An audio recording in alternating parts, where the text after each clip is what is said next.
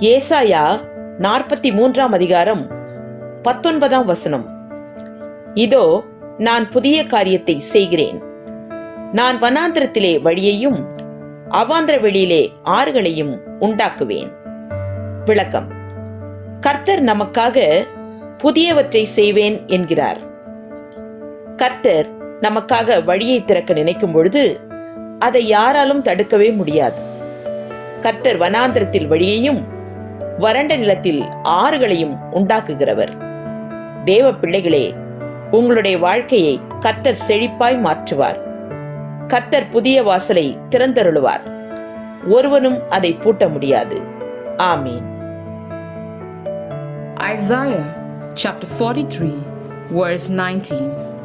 Behold, I am doing a new thing.